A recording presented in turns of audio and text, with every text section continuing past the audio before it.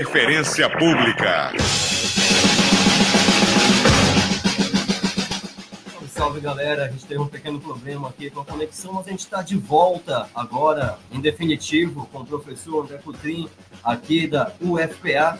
A gente está justamente conversando aqui sobre o início do processo de pesquisa dele, sobre a questão do desenvolvimento e as dinâmicas do desmatamento na Amazônia, momento no qual a gente abordava agora a política implementada pelos governos militares na década de 60, durante esse último governo militar, aí na sua política de integração da região, com aquele slogan de terras sem homens para homens sem terra. Então, você pode continuar daí, professor, desculpe nosso interrompimento. Faz parte. Obrigado, Ângelo. Então, voltando ao assunto, 60 para 70, né, havia necessidade de você buscar essa ocupação da região e criar um modelo de desenvolvimento sustentado nos grandes projetos. Modelo de desenvolvimento, por assim dizer, estruturalista. Acontece que esqueceram de combinar com todos que viviam aqui na época. As famílias, né, que sofreram, as famílias mais humildes que sofreram diretamente os impactos decorrentes desse modelo. Então, o governo militar, a ditadura civil-militar, estabelece, com a Operação Amazônia, um processo de ocupação onde vai tornar aquela fronteira uma espécie de instituição, né? Com um tripé que tinha o BASA, a Espésvia, que se transformou em Sudã, e o INCRA, posteriormente o INCRA, que, num determinado período, foi muito importante para assentar essas famílias, porque a busca pelas terras aqui na Amazônia foi um motivo muito importante para esse fluxo migratório vir diretamente para cá, sobretudo no estado do Pará. Então, você tinha um modelo que, no papel, seguiu um modelo básico de desenvolvimento que a gente conhece historicamente. Em outras experiências, esse modelo nomeou a pecuária, quer dizer, a agricultura, de forma geral, porém a pecuária, como a principal atividade para isso. Haviam grandes extensões de terras, você tinha muito espaço, o custo-benefício da atividade pecuária é baixíssimo, né? Você não tem nenhum problema em implementar, como foi no passado. E aí, justamente nesse processo de expansão da fronteira, que nós temos o início, né, o desencadeamento do desmatamento na região. Quer dizer, não que o desmatamento tenha começado a partir desse momento, já havia desmatamento antes, né? As frentes pastorios do Marajó, Marabá, desde o século 17, 18, já tinha imposto um ritmo de ocupação e das atividades por meio das atividades econômicas por meio da pecuária. Sim. Mas o desmatamento era algo bem residual. E a partir dos grandes projetos, a partir desse período, construção, abertura de estradas. Podemos considerar, então, a política dos governos militares como um marco inicial nesse processo de devastação da floresta amazônica? Eles nomearam a atividade pecuária como condutor desse processo de desmatamento, certo? A integração acabou vindo por outros caminhos, né? Por meio dessa ideia de ocupar as terras vazias do ponto de vista demográfico, de quebrar esse isolamento, que não era só um isolamento de pessoas, mas, na visão deles, um isolamento econômico, e construir os mecanismos para que houvesse um processo de verticalização na região, né? Isso é tão notório que você tem casos clássicos que representam esses anseios da ditadura militar, nesse período, de transformar a Amazônia num oásis. Forlândia, por exemplo, é um exemplo Sim, nós estivemos histórico, lá, né? Onde você teve uma estrutura montada e levada de outro país para cá, e que, após o processo de exploração, esgotou completamente todas as relações econômicas ali existentes e deixou como único ponto de resposta a pobreza.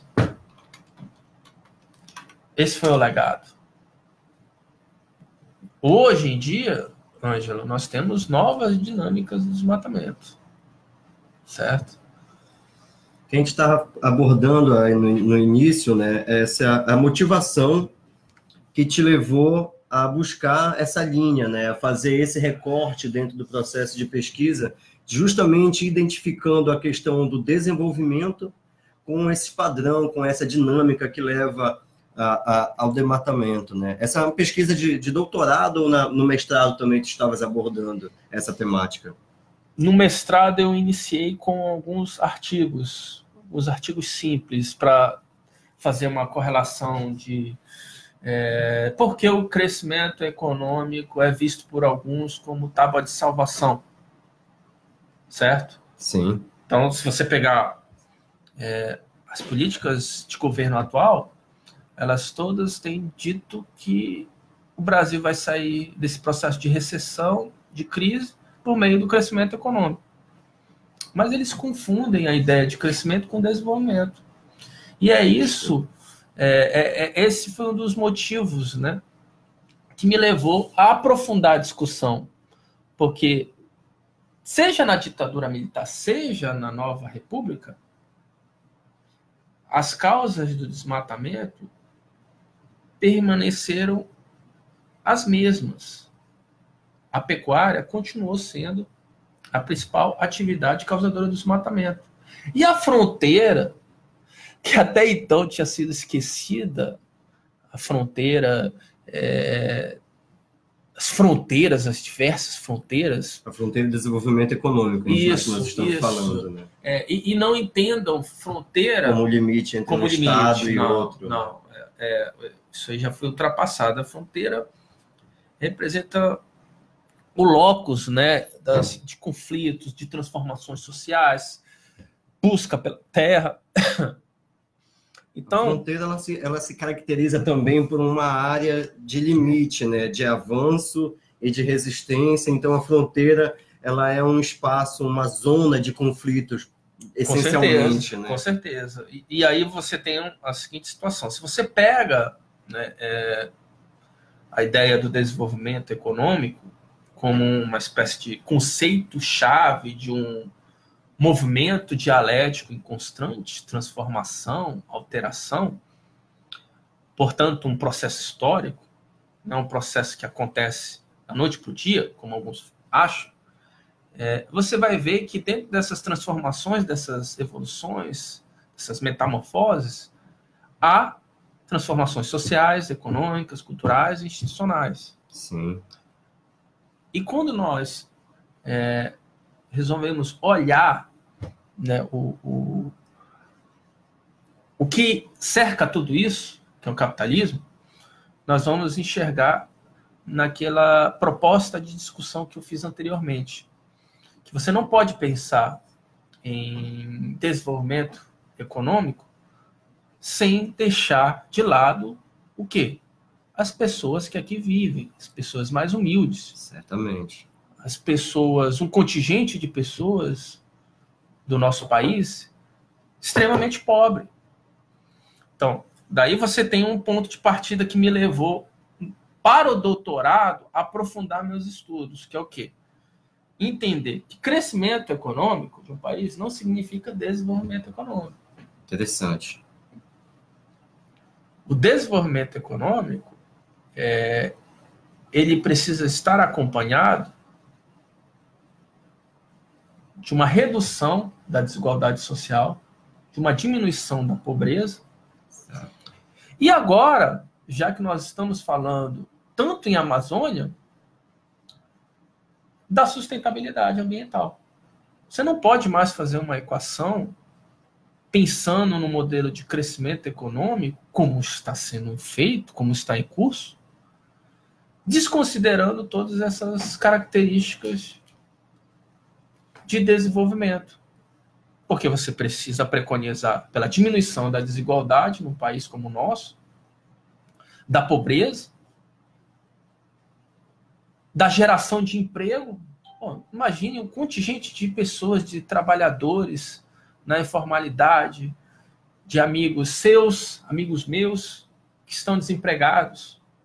Isso tem uma consequência direta no dia a dia dessa pessoa. E que poucas pessoas têm essa sensibilidade. Então, no doutorado... É uma relação, professor, desculpa lhe interromper, entre desenvolvimento e crescimento econômico. Isso. É uma dicotomia entre esses dois termos aqui. Interessante. Porque, Ângelo, o crescimento econômico, por si só, não consegue reduzir a pobreza, a desigualdade. Que vai fazer uma nação alcançar esse patamar de desenvolvimento também é a melhoria dos indicadores macroeconômicos, do PIB, do PNB, tudo aquilo que a gente vê nos jornais da noite, nos jornais da manhã, que são anunciados. Esses indicadores que, na maioria das vezes, eles são criados fora do contexto e do território amazônico, eles são aplicáveis à nossa realidade, a questão do IDH, porque também surge uma discussão sobre a criação de novos indicadores sociais aplicados e pautados na região. Já tivesse alguma dificuldade em correlacionar esses indicadores na nossa região?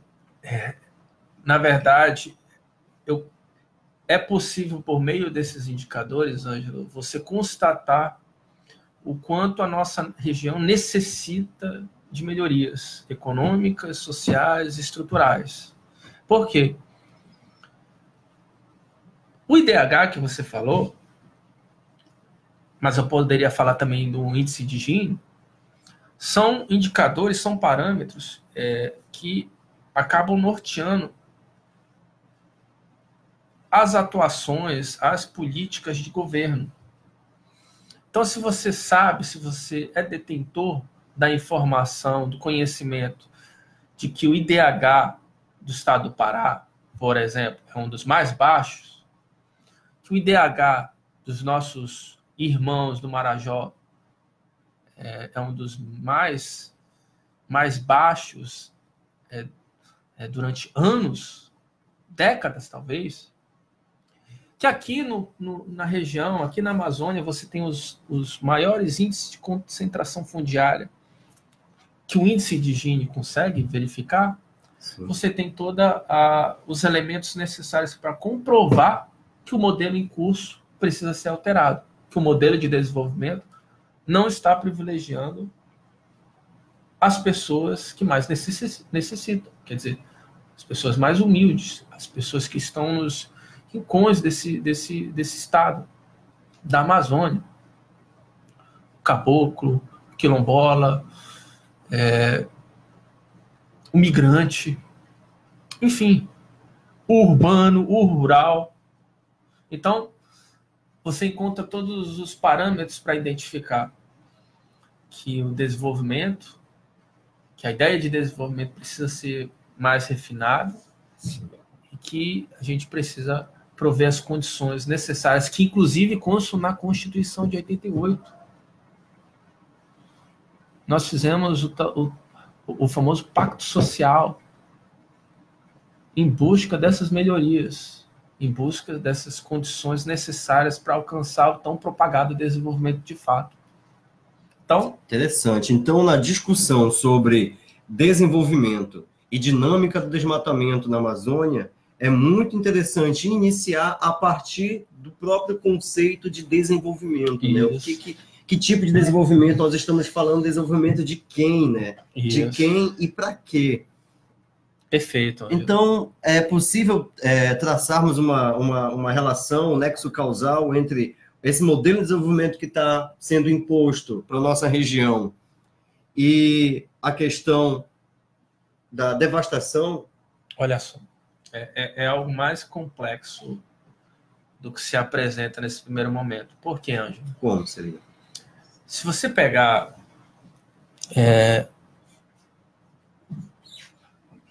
na Nova República, houveram muitos mecanismos de propagação desse modelo por meio dos incentivos fiscais financeiros à pecuária. Então, a fronteira já havia se consolidado, o processo de ocupação na fronteira já havia se consolidado na Amazônia. O desmatamento em curso, desmatamento alto. Sim. Correto? Correto. Bom, você vê que após tudo isso, após esses altos índices de desmatamento, da cobrança da sociedade civil organizada, de outras instituições, inclusive do Banco Mundial, e o consequente fim da Sudã, todo mundo achava que nesse período, por conta desses mecanismos institucionais, administrativos, o desmatamento diminuiria. E o que aconteceu? Aumentou. Certo? Aumentou. Então, você não pode apontar os incentivos fiscais financeiros como um principal condutor do desmatamento via pecuária. Por quê? Porque existem outros motivos circunscritos dentro dessa lógica.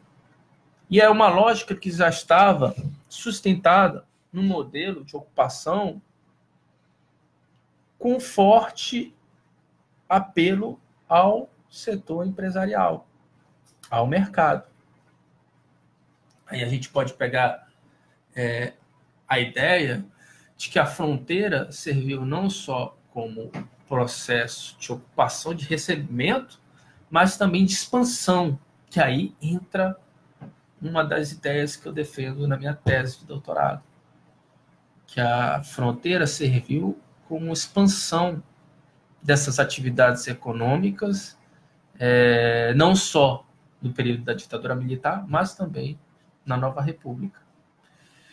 E com isso, você tem uma série de mecanismos que a gente vai chamar de gestão ambiental ou de governança ambiental sendo orientados para conter esse desmatamento na região. Certo? Isso a gente pode falar mais adiante, se você quiser, a gente pode retomar esse ponto. Iniciamos aqui analisando o processo a partir da pecuária. Certo. No entanto, existem outros modais de desenvolvimento, né, aplicados à nossa região.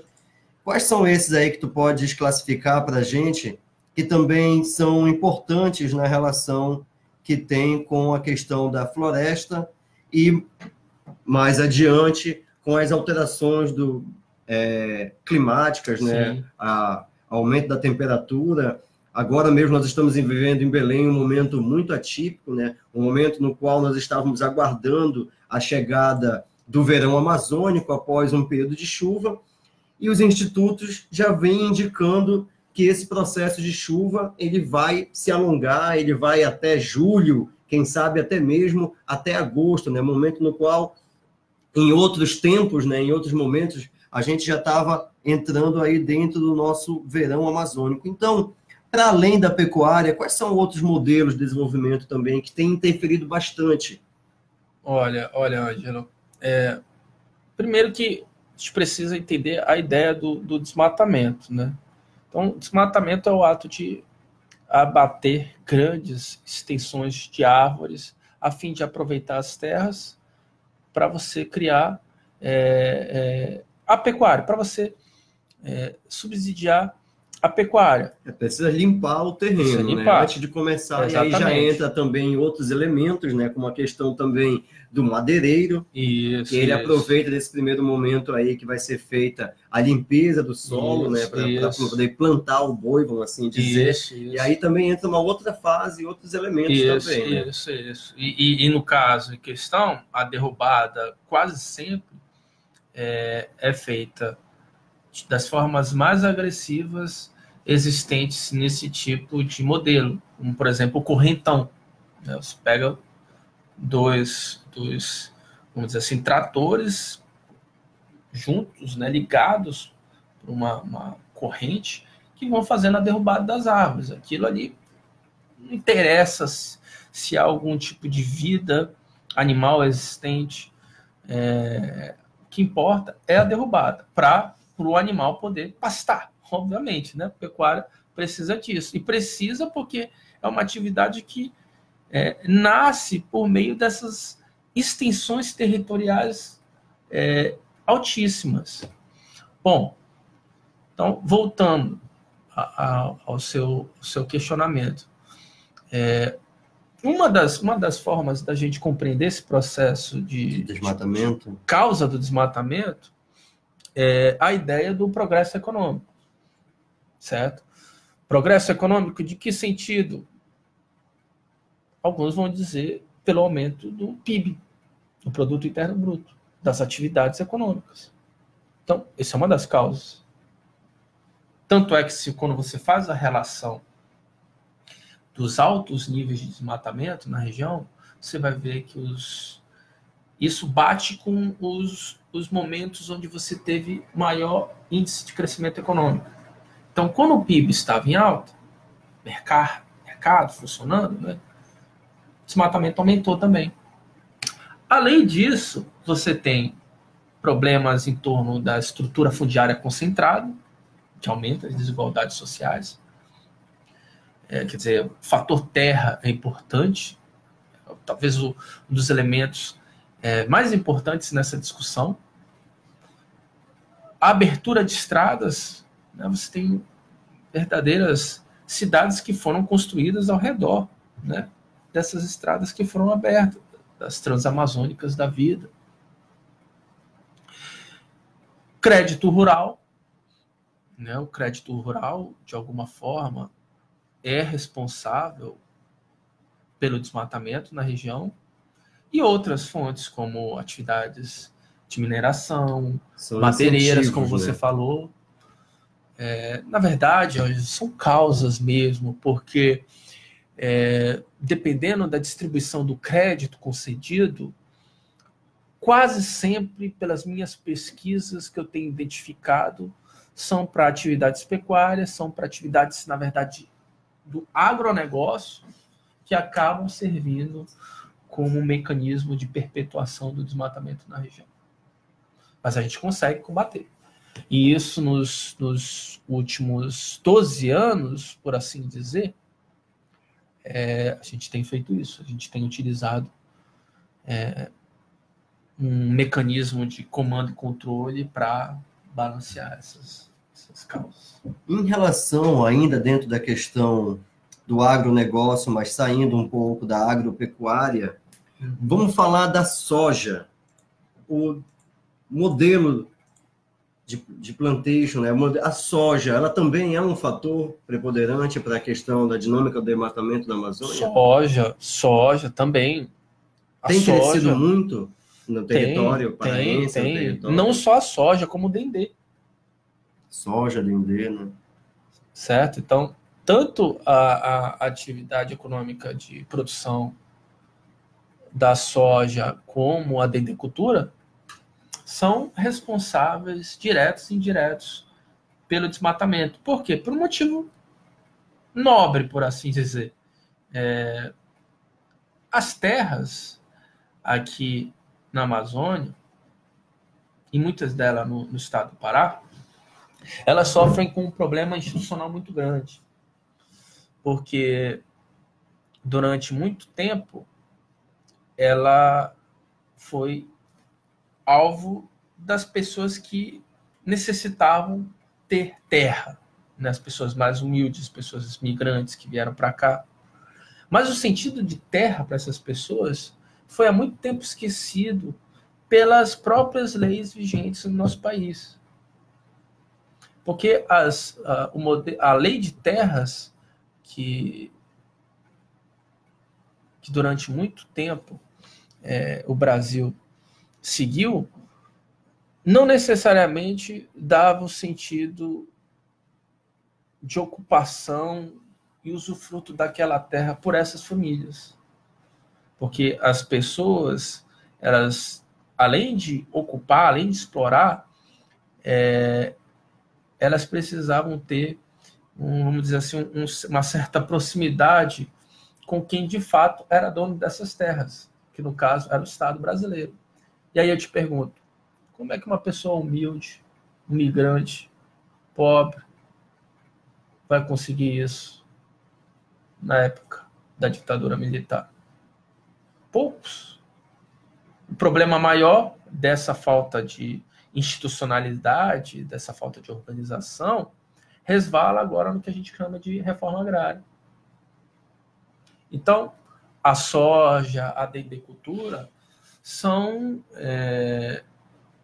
grandes estruturas, importantes estruturas para o avanço de atividades envolvendo grandes corporações empresariais, grandes corporações que enxergam na terra um modelo não só de ocupação, mas de reprodução de um quantitativo de retorno financeiro absurdamente elevado. E que muitas das vezes o Estado se mantém passivo diante disso. Se mantém olhando, não faz nada. Muito embora tenha os mecanismos de comando e controle para isso. Então, você acertou quando pontua a soja como uma das causadoras do desmatamento. E eu acrescento, além da soja, a dendrocultura. A questão da mineração, os grandes projetos de mineração que estão implantados aqui na região, eles também têm a sua parcela de contribuição dentro desse processo? Também. Em outra escala, em uma escala menor, talvez? Apesar de a gente ter vivenciado agora dois, nacionalmente, em relação ao território nacional brasileiro, né? A questão de Mariana, a questão de Brumadinho, tivemos episódios não menos traumáticos também, aqui muito próximo, em Barcarena, né? No território de Barcarena também, onde já se pensam outros projetos para a região. A gente pode também acrescentar o modelo de mineração também como um fator que pode levar ao desmatamento Ângelo, na região? Porque a atividade mineral metálica e não metálica, ela por si só é muito poluente, correto? Você vê que o despejo, né, dos restos lá da produção, dos rejeitos, você até falou no caso de Barcarena, muitas das vezes é feito de forma inadequada. A legislação, apesar de ser muito rígida no aspecto formal, na hora da prática da fiscalização é falha. Então, você vê, citou o caso de Brumadinho, de Mariana, Barcarena, mas há muitos outros que estão dentro dessa situação, né? O núcleo de meio ambiente tem estudado, tem procurado mapear essas regiões que, de alguma forma, têm sido impactadas pelas atividades mineradoras. E, por mais que vamos dizer, a magnitude do desmatamento decorrente da mineração seja mínimo, não deixa de ser uma causa, uma causa que se junta a várias outras no aumento do desmatamento na Amazônia, sobretudo no estado do Pará. Falaste que o Núcleo de Meio Ambiente da Universidade Federal do Pará está fazendo uma cartografia crítica, né, mapeando esses pontos. Tem como a gente indicar locais assim? Se fosse preciso fazer uma pesquisa de campo, eu preciso visitar o Pará, conhecer um pouco da Amazônia, eu preciso encontrar, que é basicamente o objetivo do nosso projeto de pesquisa jornalística Amazônida, eu preciso encontrar esse homem, essa mulher, caboclo, ribeirinho, amazônida, que está sofrendo com os impactos provocados por esse grande projeto.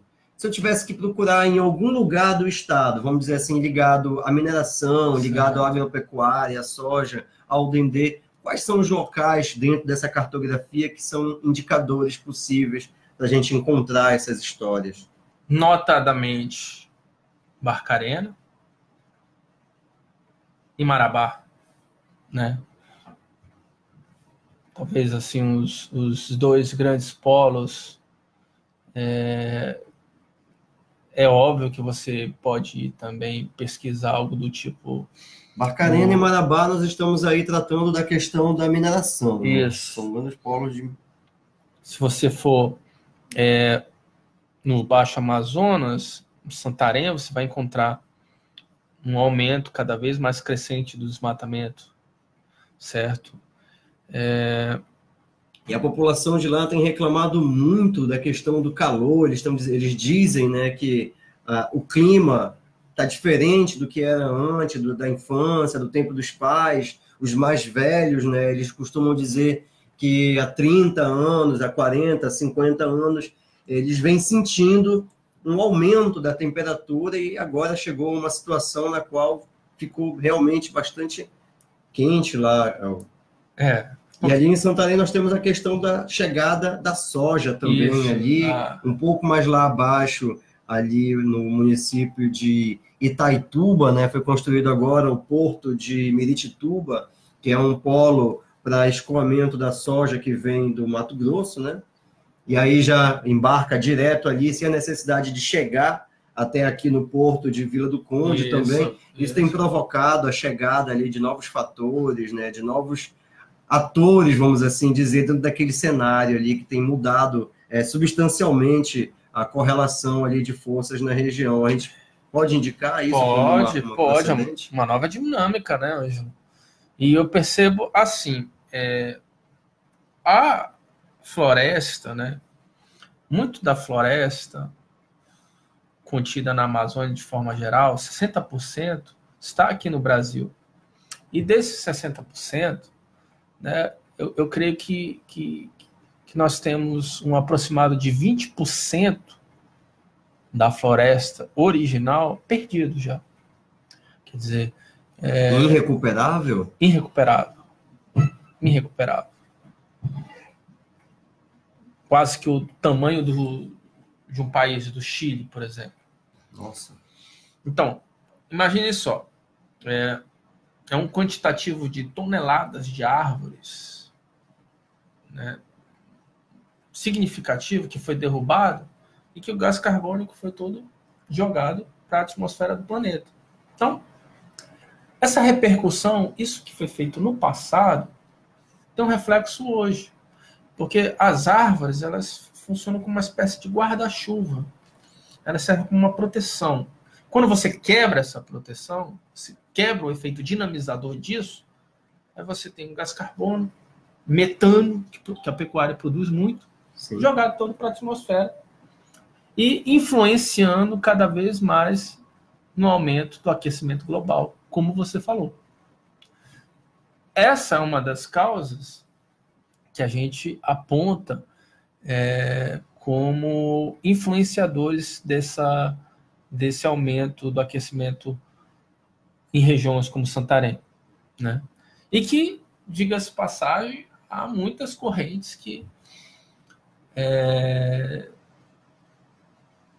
não admitem isso, né? E é preciso, esse é o objeto de discussão maior que nós podemos ter através do seu canal, através da nossa discussão, do nosso debate, é desmitificar isso.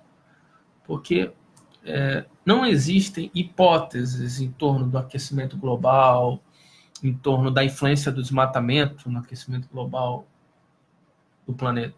Não existem hipóteses. Existem fatos, né? Se você pegar mudanças de temperatura, alterações climáticas drásticas, que muitas das vezes as populações que aqui residem no meio rural e no meio urbano não estão preparadas, isso tudo são decorrentes desse aquecimento global. Portanto, a gente já não trabalha mais como hipótese, isso é um fato. O que nós temos que fazer é se encher, trabalhar, fornecer os mecanismos de gestão ambiental adequados em prol da sustentabilidade, em prol da redução disso. Adoção de novas práticas para combater o aquecimento global, Enfim, uma série de mecanismos que a gente pode até discutir. Muito bom.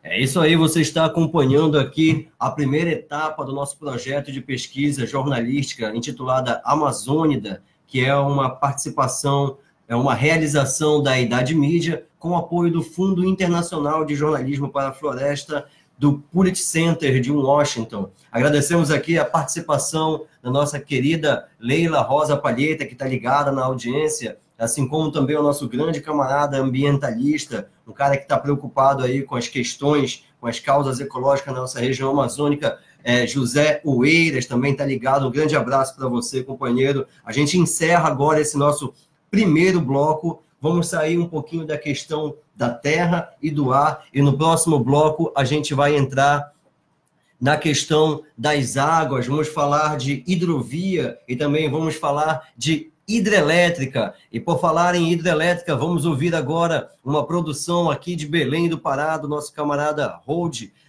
Belo Monte, MC Nativos. E já já nós voltamos com o professor André Coutrin e muito mais informação. Amazônia, não vou deixar a Babilônia te consumir. Babilônia, não vou deixar a Amazônia subir. Não vou.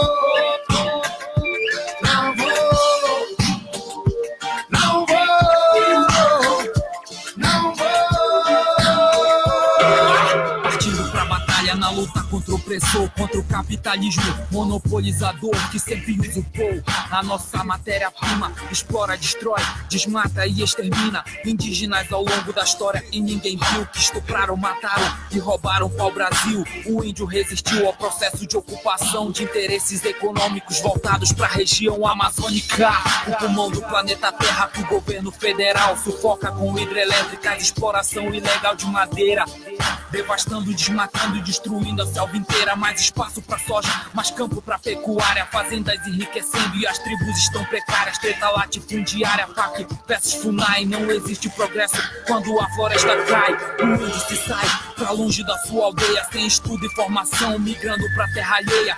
Como será que se caça na cidade? Pergunte ao Edson Lobão porque ele sabe. Ministro caçador da tribo de Brasília, não venha caçar em nossas demarcações. Belo monte de mentira, belo monte de armadilha do caçador cara pálida na caça do cifrão.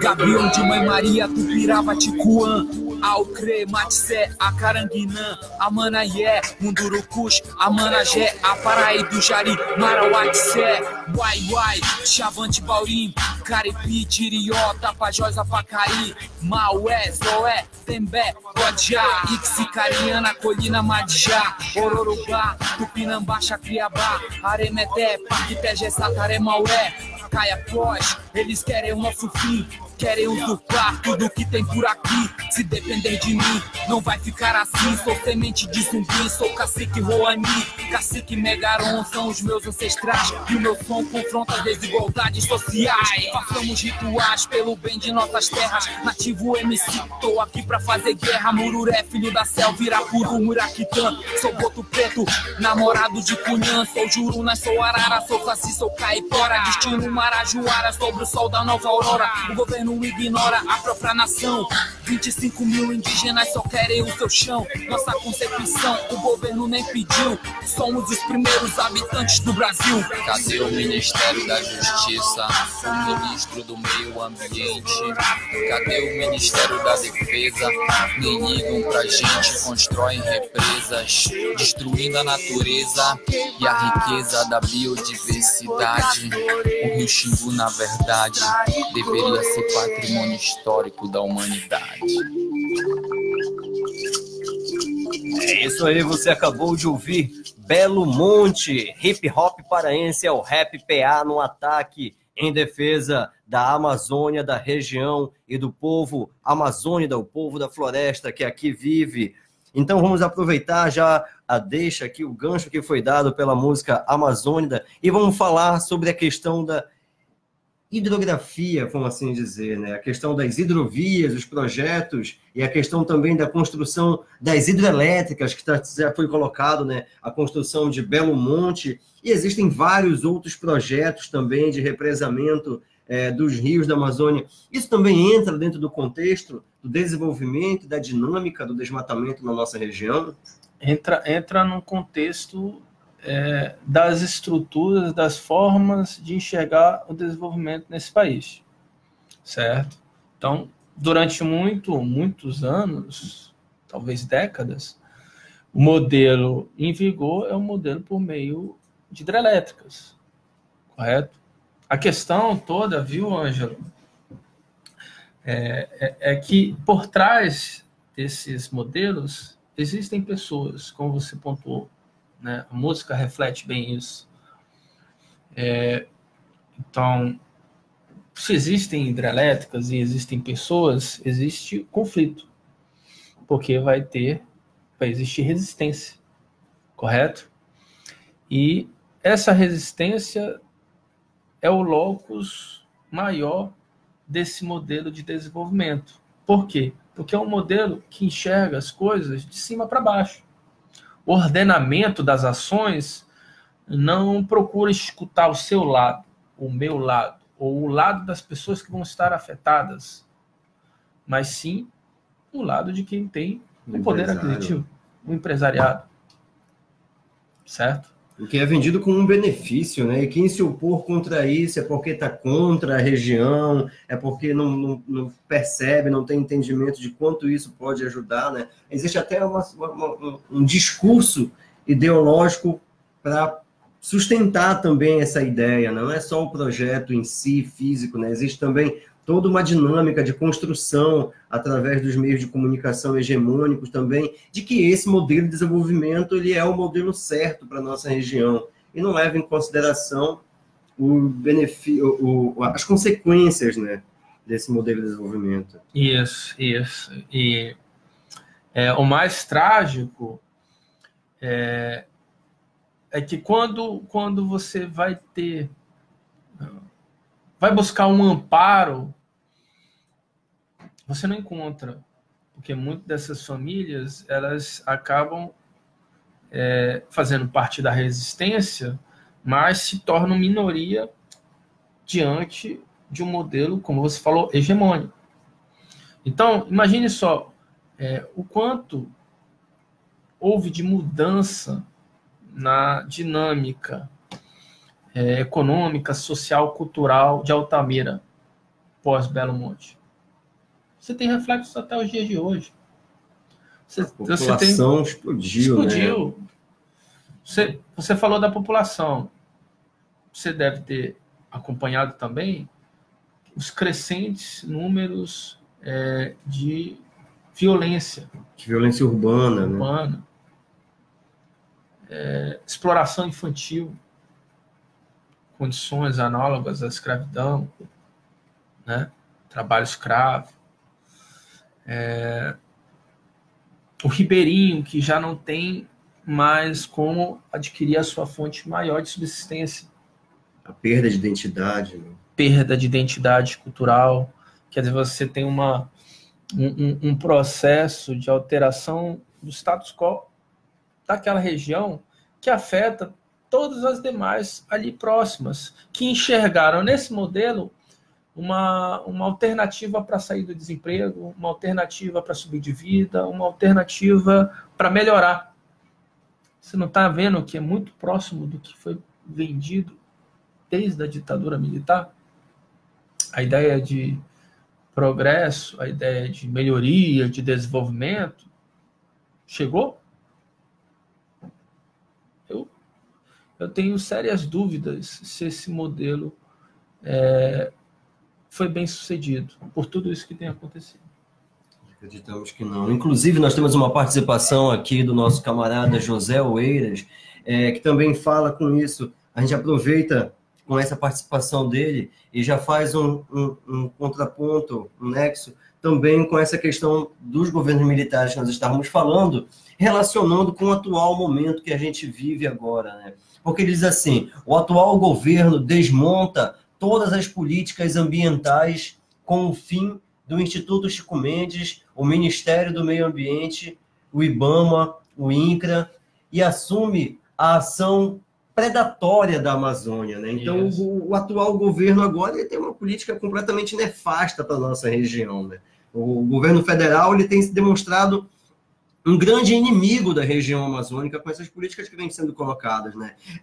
Enfraquecendo cada vez mais um processo de vigilância, de controle, de fiscalização que já era deficitário, que já faltava muito para poder alcançar um nível satisfatório, e agora ele vai tirando tudo isso em benefício dos grandes representantes do agronegócio, né? Como é que você vê essa questão aí dos últimos 4 meses, essas mudanças, e o que isso tem trazido de reflexo para a nossa região?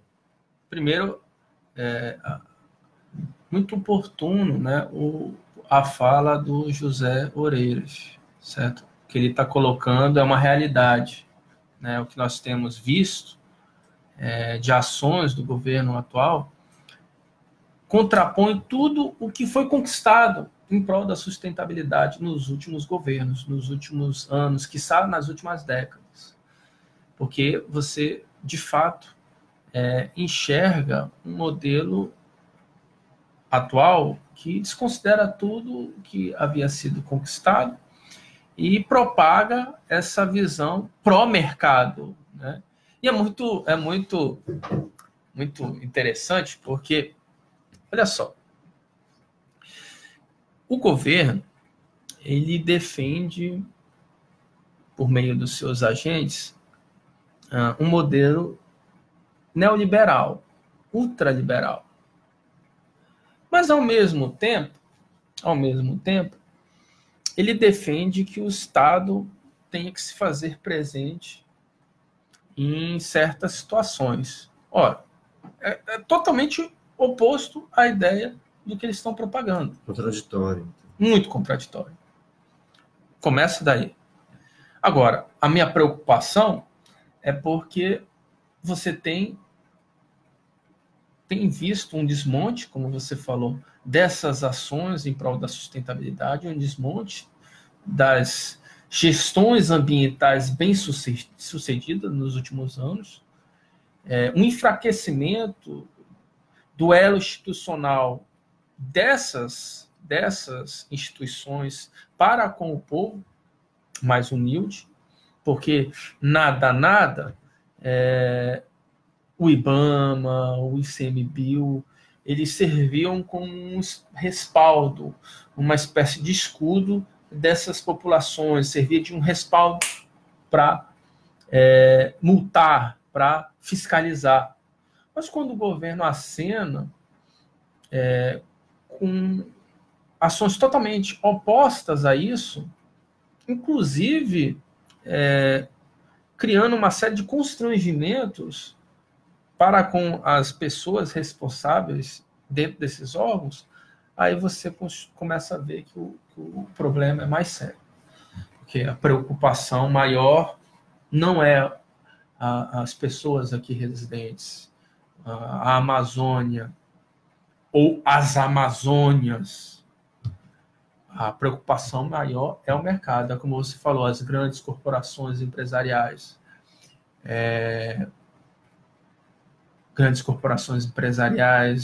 Os grandes conglomerados financeiros que aqui residem, não só no Brasil, mas fora. A elite local, de uma certa forma.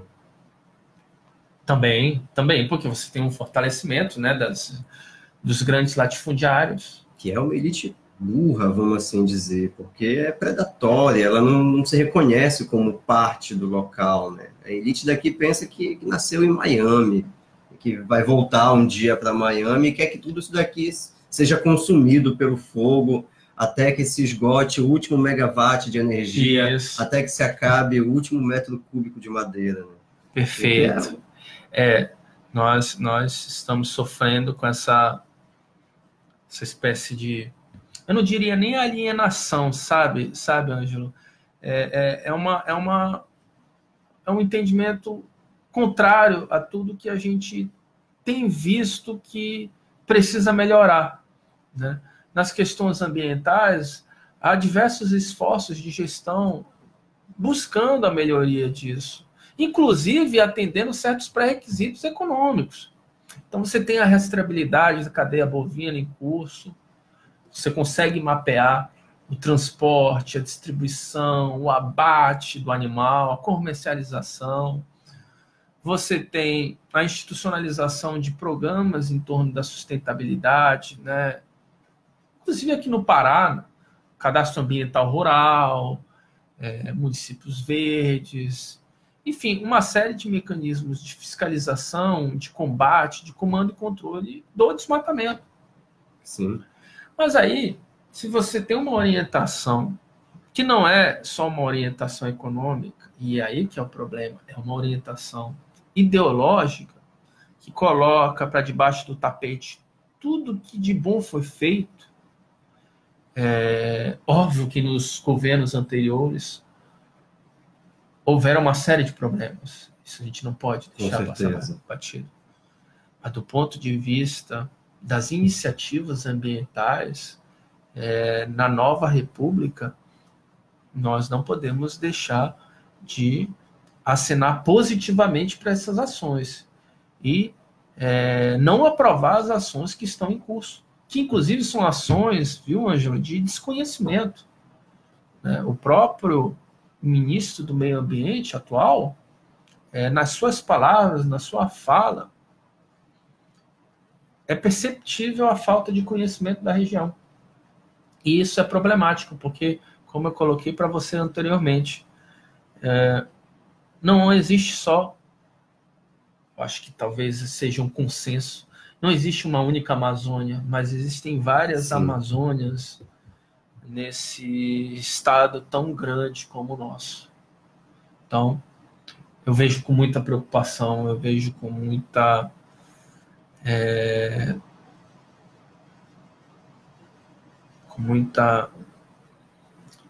assim, com muito medo.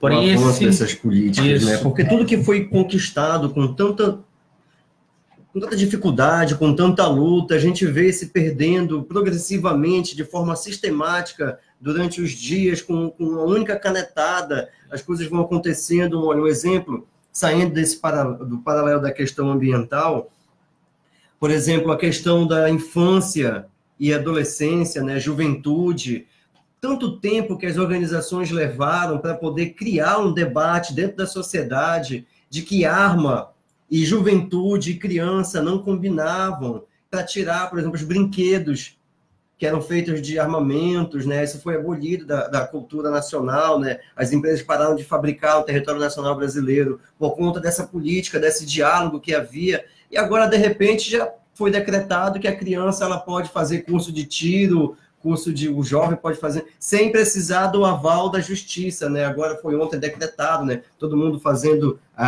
arminha lá na mão. Ou seja, numa canetada ele acabou jogando por terra aí a discussão, o debate, o diálogo que foi criado dentro da sociedade brasileira desde a década de 90, com campanhas pela ética na mídia, né? Quem financia a baixaria é contra essa dania, que sempre abordou a questão da fabricação, da comercialização de brinquedos que tinham um apelo bélico, né? E agora tudo isso foi por água abaixo, da mesma forma vem acontecendo com as políticas ambientais, que foi fruto de luta. Os ambientalistas brasileiros, eles são os mais ameaçados em todo o mundo. Um local assim muito propício para a morte de defensores dos direitos humanos e dos direitos ambientais é o Brasil. É um local onde mais se mata essas pessoas, e o Brasil já tem até condenações, né, em relação a isso. E agora a tendência é de que isso cresça cada vez mais, né, como se estivesse fazendo mesmo a comercialização da região amazônica. Já pensou se o governo colocasse uma propaganda na TV para vender a região amazônica? Como seria uma propaganda como essa? Aqui o Greenpeace chegou a fazer uma brincadeira com isso, a gente vai ouvir agora, que é uma sátira de como seria a propaganda de venda da região amazônica. Amazon Place. Charme e riqueza em um pedacinho do paraíso. Você vai conhecer agora o empreendimento dos seus sonhos, com 25.500 quilômetros quadrados prontinhos para morar. A cada dia, mais de 8.600 áreas do tamanho do campo do Maracanã são desmatadas. São 43 árvores por segundo, 2.570 por minuto, 154.224 por hora. 3.700.000 árvores por dia. Um verdadeiro espetáculo. Um espaço gigantesco devidamente desmatado por especuladores brasileiros e internacionais. A fauna exótica e rara também vem sendo cuidadosamente exterminada. Venha, traga sua plantação de soja, traga o gado, traga quem quiser. Você conta com o incentivo do governo que abre os bolsos para a destruição amazônica. Decididamente, um negócio imperdível. Amazon Place. Um pedaço do paraíso destruído para você. Esse daí foi uma sátira feita há alguns anos, a gente acabou recuperando ela aqui para ilustrar. Bem, nós vamos avançando aqui no nosso processo de formação, inclusive. Olha, acabamos de receber aqui a ligação do nosso cacique Tembé, nosso José Timóteo. José, daqui a pouco eu falo contigo, converso contigo, vamos saber aí o que está se passando aí na galera da nação Tembé, os indígenas aqui do território paraense, fazendo uma ligação. A gente vai chegando a quase uma hora aqui da nossa conversa com o professor André Coutrin, do curso lá da UFPA de Economia, que conversou hoje com a gente aqui sobre a questão dos projetos de desenvolvimento e a questão a dinâmica do desmatamento na Amazônia brasileira. Então, professor, nós estamos abertos aí às suas considerações. Vamos dizer assim, diante de tudo isso que foi posto nessa nossa conversa, que inclusive vai ficar disponível agora nas redes sociais também, a gente vai poder compartilhar esse link para que outras pessoas também tenham acesso a essa conversa que é base do nosso projeto de pesquisa jornalística Amazônidas. Tudo que você ouviu aqui vai ser analisado posteriormente, nós vamos fazer uma análise de tudo isso e a nossa pesquisa de campo vai ser pautada com certeza em tudo isso que a gente acabou de conversar agora e com que a gente também vai conversar com outros professores e com outros especialistas que, graças, temos aqui a nossa região. Então, por isso, é importante lutar pela defesa da ciência, da pesquisa, dos projetos de extensão na nossa região. Por isso, os estudantes têm que se levantar, porque a pesquisa,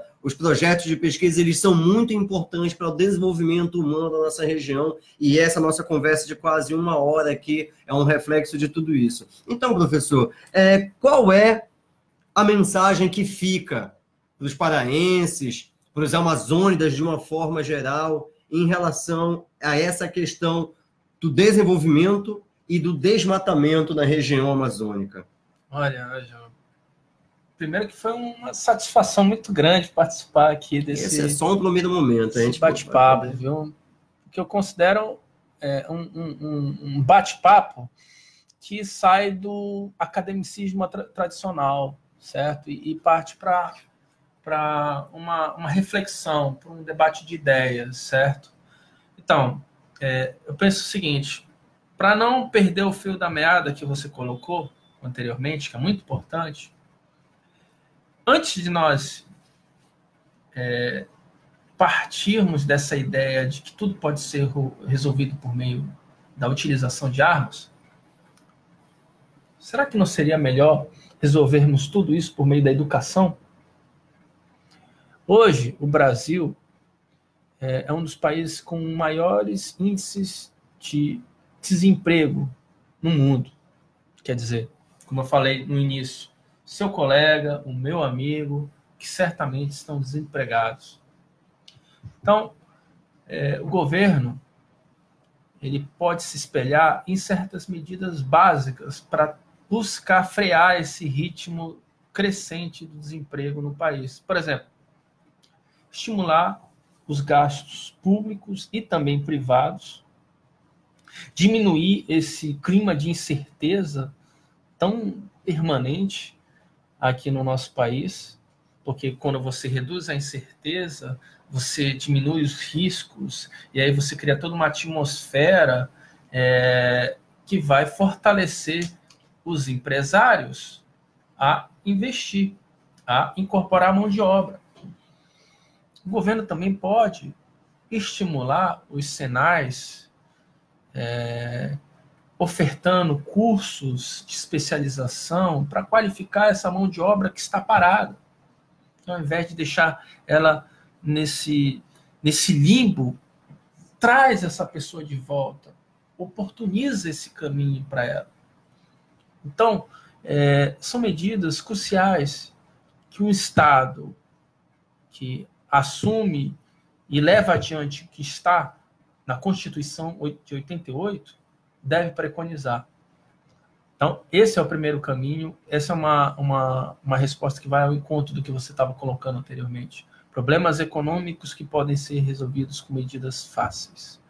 Questão do desmatamento, vigilância cada vez mais forte de nós aqui, paraenses, nós que que moramos aqui na Amazônia, nessas Amazônias. Vigilância no sentido da cobrança, no sentido de exigir uma legislação mais forte, a volta das ações em prol da sustentabilidade, dos mecanismos de gestão que estão sendo desmontados. Para isso, você tem que ter o que você acabou de falar, a resistência. A gente precisa frear todo esse ideal reacionário existente no nosso país. E a gente só consegue isso por meio de uma junção de esforços que não estão somente na academia, mas que estão aqui nessa discussão com os colegas que estão nessa live, que estão ao vivo, com os meus amigos na rua, com os teus amigos. Portanto, a resistência maior costuma ser feita e deve ser acompanhada a partir dessa junção de forças.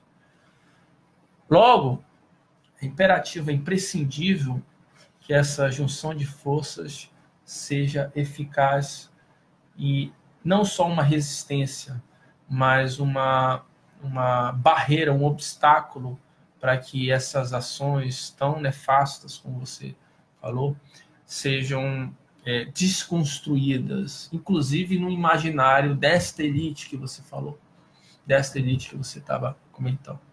Então, eu agradeço muito o convite, a forma que você conduziu esse debate, as pautas levantadas, são pautas extremamente importantes. Tu achas que é possível um modelo de desenvolvimento que entre em diálogo com o nosso bioma, o nosso ecossistema, sem destruir, desenvolver, crescer, sem destruir? É possível? É difícil, porque existe uma questão cultural que permeia essas atividades, optando pelo caminho onde o custo-benefício é mais baixo, rentável e não tem tanta dificuldade, como no caso da pecuária. Então, é uma questão cultural que vem desde 50, 60, 70. Mas há alternativas para você quebrar isso, né? Você pode fazer da reflorestamento uma alternativa viável economicamente. Você pode fazer da energia eólica e da energia solar uma alternativa direta contra o aquecimento global. E que é uma alternativa não só socialmente e ambientalmente aceita, mas economicamente viável.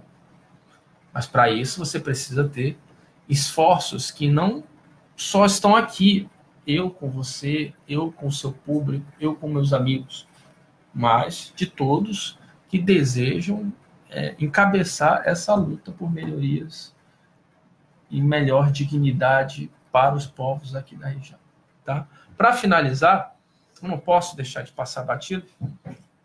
O que temos Eu tenho que agradecer, né, novamente o Núcleo de Meio Ambiente, o Programa de Pós-Graduação em Gestão de Recursos Naturais. Salve aí para todo mundo. E Desenvolvimento Local na Amazônia, né, todos os docentes que fazem parte, que estão nessa luta.